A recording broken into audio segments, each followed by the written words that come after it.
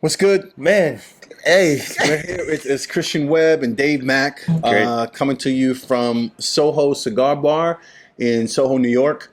Shout out to Lee, the owner, for letting us take the time to shoot here. It's a fantastic. It's been one of my favorite spots for a long time. It was called Cirque Tabac previously. It had a different name, and Lee took it over. It's now SoHo Cigar Bar, and it's one of my favorite spots for a few years now. It's like a bar, like a low key kind of bar thing. Yeah. But at the Yeah. same point, it's very elegant and old school. Yeah. It has that sense of, Yeah, it's the best place if you want to mix. If you're into sports, whatever sport it may be, you still want that feel, but you still want the elegance and feel of a good cigar bar. right. It's the perfect Yeah, it's not. It place. does. It's still Perfect like place. Carnegie Club is another favorite. Yeah. But Carnegie Club is more jacket. I think you have to be in a jacket in Carnegie Club, and it's a little more.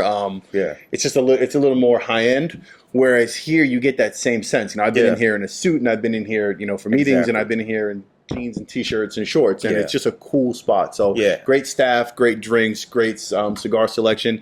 Speaking of which, cigar selections today. Shout out, these are the Olivas, which are some of my favorite cigars, the Oliva brand. These are courtesy of one of my students in a workshop that I did in Atlanta this year, a gentleman named David Brimley, who flew from Arizona, I think it's Scottsdale, Arizona, flew out to Atlanta just to take my workshop, which was like really, I was flattered by that whole thing. He's an incredible guy, great photographer, just a really genuinely like a gentleman and a good guy. And he sent me 5 cigars and a package and like a wine certificate and stuff, and was like, it was out of the blue, really unexpected. So Yeah. cigars today, courtesy of Dave Brimley. Shout out to you. Happy holidays to you. you and your family, man. I appreciate Appreciate it. it, Dave. Appreciate So it, Dave. we're in a cigar bar. We're here. We're smoking. We're shouting people out, and let's just what we want to do is talk. It's not going to be long. We're going to talk about the year 2016, what took place in 2016, and kind of how we what happened. I mean, it's one of those things when we first started talking, even before we were doing the videos, and one of the dialogues that we've been having is just about owning. You called it owning your dope, but even before dope came, it's about going towards your passion, putting all of your commitment. I mean, just earlier today, you were saying you have to be committed day in, day out. Yeah. Committed day in, day out, and there's no secret to it. you know? Yeah, and this year was all about that. Yeah. I feel Yeah. like it was that Yeah. grind of starting to I got a shout out. I'm doing shout outs at the end of this, but right now it makes sense to shout out the city of Atlanta and all of my clients there. I have an overwhelming amount of clients in Atlanta. Yeah. We've been there twice And in more this to year, come. 3 times this year, Yeah. and it's crazy the love that I get there. So I just want to end of the year, happy holidays to all of my clients and everyone, and the love that I get there. So yeah, that commitment and everything, and Yeah. this year taking off like that, the workshops, and the shooting the Yeah. clients down there. That's been my grind. It's just really been making sure that I can commit to what I'm doing, Yeah. and I have great clients. Yeah. And just staying on that hustle, man. But it's been phenomenal. Yeah. I mean, it's been a really. I'm not going to look at the year and complain. You Yeah. could complain. Everyone can always. You find can always stuff. complain. You can always, but that's the difference. Yeah, though. we That's can the find things difference. to be Yeah. miserable about. Yeah. But at the end of the Yeah. day, I mean, I'm Yeah. blessed and I was very fortunate. But that goes back to what you always say. If you're doing something that you love, it comes through in your work. Yeah. And one of the things I look at is that you're there for your clients, you're there for your students, you're there for, if someone has a question or so forth. It's your passion. Yeah. This is what you love, and it shows. It really shows. And that's really what keeps everything going. Yeah. It's the reciprocity there that is a really important component to an artist's work in general. I think there's that normal sort of we need love or we need to feel that our work is doing XYZ, right? Yeah. But realistically, like when you're professionally working and you're shooting, that's your job. Yeah. The reciprocity, the what's happening with my clients is driving a lot of my business.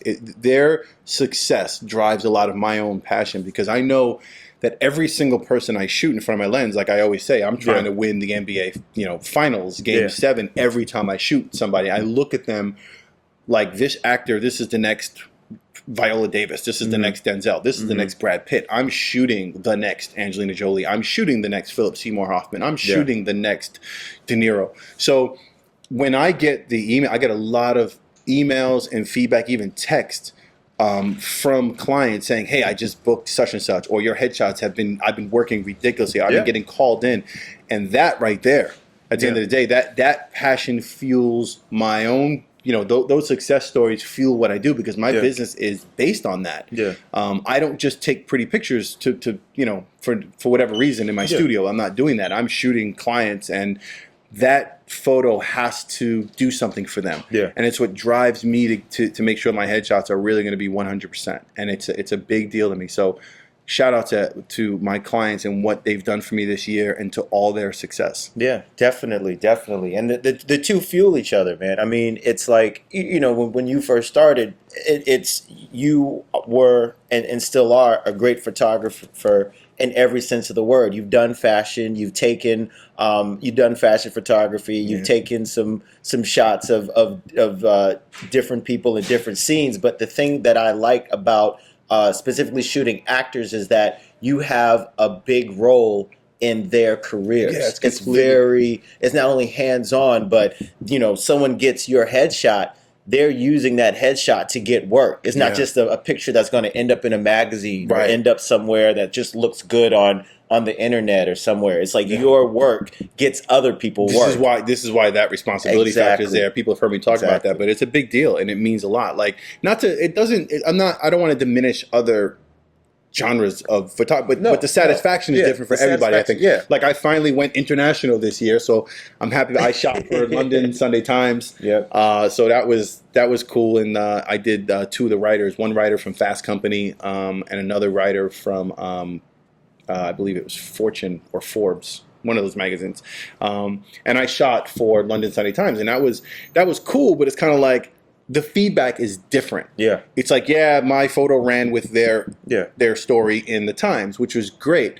But when an actor tells me, "Hey, I've just booked this," or when I get a call from someone saying, blah blah blah, whatever, it just feels different. When casting directors send me messages saying, "Hey, just so you know, you're on you're at the top of the list with, or near the top of the list." Like I'm in that mix of photographers they recommend in New York. That feels good because it's like my job, what I'm doing, I'm delivering.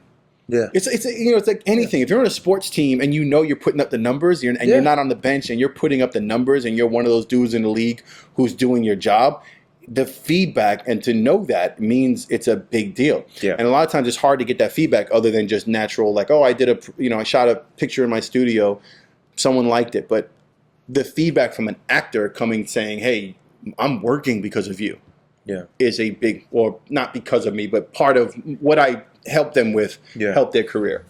So anyway, I mean, it was a fantastic year. I just want to, again, I want to shout out anyone who supported me and has been through this thing that is Christian Webb's dope. So it's been fun. I will get more specific in the shout outs, but I want to talk about the future. I guess, and where we're going 2017, what our plans. I'm going to keep shooting headshots, obviously, and try to, that's my thing. I'm going to stick with that. Accent talent is my, let's talk about that for a second. Accent talent is my so I have two kids, two boys who are both models. One of them has been doing it for 8.5 years. He literally was born into it. So I've developed a lot of relationships with casting and with agencies in New York and modeling, and both my boys have done work, and it's just they've done a lot of different things. Nike commercials and Gap and Children's Place and J. Crew, and in fact, Max is working tomorrow, like 9 each shooting for Uniqlo tomorrow. So I started Accent Talent is going to be my sort of management company that guides people and parents on how to get their kids into the business the right way, what kind of photos they need, how they're supposed to do this, what it's like to be on go-sees and castings, and just managing that whole process for you to get your kid in the business the right way.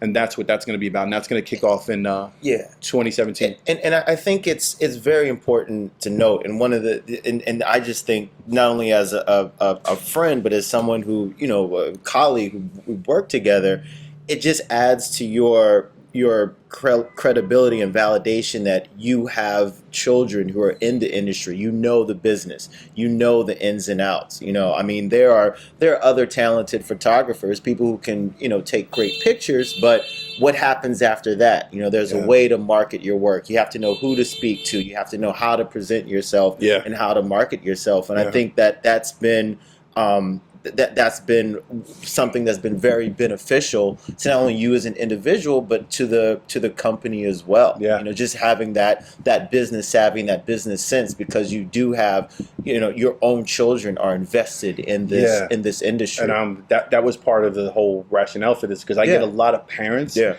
always asking, how did you get your kids into that, and how do you do that? And you know, I tried this, or I went to some place and they asked me for $5,000 for photos and stuff, and all those stories of scams and things. My wife's sister damn near got scammed for like $3,000. So, and I have family members who got scammed, you know, like some distant cousins who took their kid to like some talent workshop thing, and it just was a disaster. And they spent money.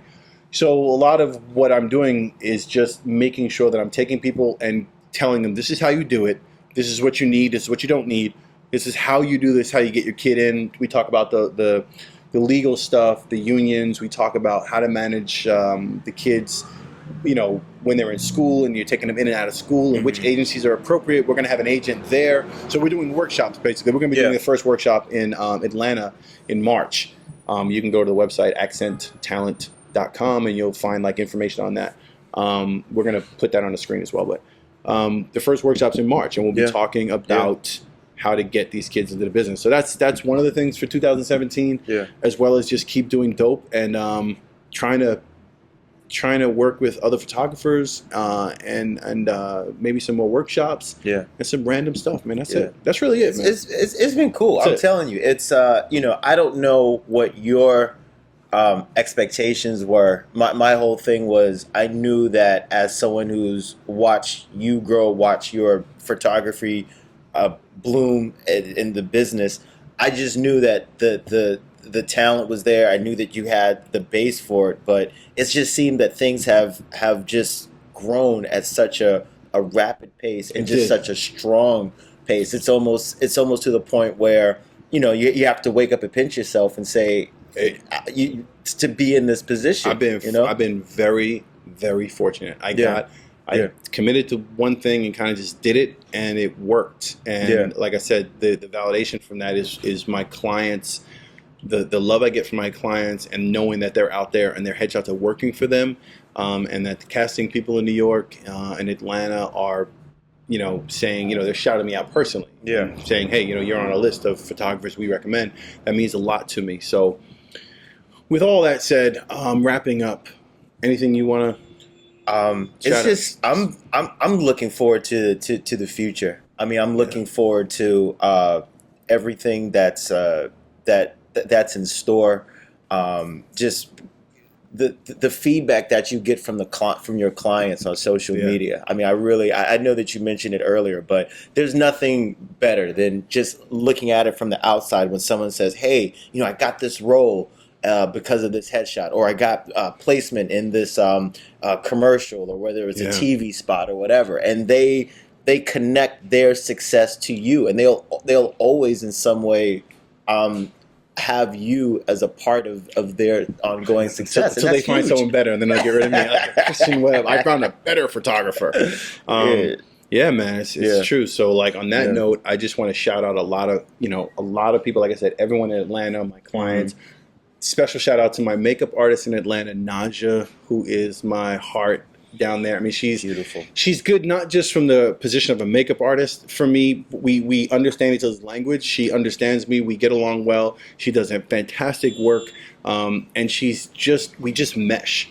And that's important, because I've been in situations in Atlanta where I like last minute lost the location and I had to be in a certain, you know, I was kind of running around like a madman, and she's been right there for me, and she's been a major part of my success there. So I want to shout out and, you know, love you. And I really appreciate her and all of her work. She's been great. I mean, you know how she is. Oh, yeah. Shout out to like I said, all my clients, New York, Atlanta, everywhere, and anyone on Facebook and whatever who's kind of stuck around for whatever reason and have liked my photos and have been supportive of me and have been cool with me. That's really it, man. Oh, man. Are we gonna talk photography stuff at all? Or I mean, let's get into it. Like, so you know, I think I'm gonna wrap the year up and like go into next year. The only bit of it, I think, talking to photographers, I think I want to end the year with like a random advice thing, like kind of with gear. I always get into that. Like I always talk about, like I have another video where I talk about gear and how it's not important. Yeah. But there's a lot, I notice a lot within groups and within, people who email me and message me about things. This concept of gear and what camera you're using and what format you're using and what lenses you're using and this, that, and the other. If I have to stress one thing over and over and over again, it is a concept that none of these things are going to make you a better photographer. So like the idea of I'm switching from, a lot of stuff is about like DSLR versus mirrorless now, which, it's a convenience factor. Mirrorless cameras are much smaller, lighter to deal with. I think it's great technology, and I'd like to see where it goes. And I think, who knows, maybe I'll get into that. But switching from a DSLR to a mirrorless or some like the latest in vogue thing that everyone's talking about is not going to make you shoot better portraits or better headshots or better fashion or better landscape. You're not going to get any better. The camera and the lenses and things are all relative to what you do. So on that note, without getting too deep into it, for example, Silas, right? Sports shooter down in Atlanta. Cool dude. Shout out to Silas. He's a sports shooter, right? Yeah. If Nikon comes out with the next great thing, we'll call it the Nikon D1000, whatever it's called, right? Yeah. And it's frames per second. It's like 20 frames per second or 25 frames per second with 36 megapixels, right? Yeah. If that camera comes out and John is currently shooting with like 12 frames per second, it's going to make a difference to him in his career because what he does is shoot sports. So 25 frames per second. If Nikon comes out with a new camera where the ISO performance in low light is insane, like it's just gone beyond, right? Yeah. To a guy who shoots weddings or someone who's shooting a lot of low light stuff, that's going to make a big difference to you having that piece of gear. You might want to aspire, look at that piece of gear and say, I might be interested in getting that because it will affect my overall workload. Yeah. But in general, unless it really affects your work and what you're doing as a professional on a daily basis, you need to move past the idea that something's going to change the way you're shooting. There are people shooting, medium format who are still not shooting clean, crisp, clear, consistent work. There are people who are shooting on a D90 who are shooting fantastic work. There are people shooting mirrorless who are shooting exceptional portraits and doing incredible things. And there are people shooting mirrorless who are not. So it really just comes down to, is it the format? Is it the type of camera? Is it the lens? No, it's just getting really good at photography and being good at what you're good at. I'll shoot a headshot on a D800 or a Sony mirrorless or on a Hasselblad, or I'll shoot it on a D90 and I'm going to pretty much get a kick-ass headshot. Yeah. You know what I mean? Yeah. That's not me being obnoxious about it. It's just I'm confident in what I do, and my thing to all photographers is get confident in what you do so that you can move from one format to another and not even think about it. Yeah. You'll know that if you're stuck in your D800 or your Canon 5D Mark III or whatever, or your 5DS broke, someone can hand you something else and you're still going to kill it. Yeah. That's really the only thing I'd say going into 2017. I wish everyone a lot of love, and that's it, a lot of dope. And that's all it is. That's my advice for the. That's awesome. This is incredible advice. Yeah. I really hope that a lot of people take heed to what you're saying. So the advice that you've given me personally. I was in a situation where I got used to one camera and the settings, and then I had to get another. We were shooting something, and you said your fundamentals. Stick to your fundamentals. Stick to the basics. No photography. It doesn't matter what camera you're using, and that could be said in a lot of different disciplines. So that's great advice. It's true. So we're going to wrap up now. Quick, again, shout-outs. I can never give too many shout-outs, and I never give out too much love. And I think Atlanta, love you. I'll see you in February and March, and probably I'll be there like 3-4 times this year. I've got a lot going on down there this year. New York, all my clients, love you. Special shout-out to Brad Trent, who's been like an incredible mentor. He's a good guy. I was fortunate to connect with him and work with him for the last year and change, and he's been an incredible, not only just a good guy and fantastic editorial photographer, but just all around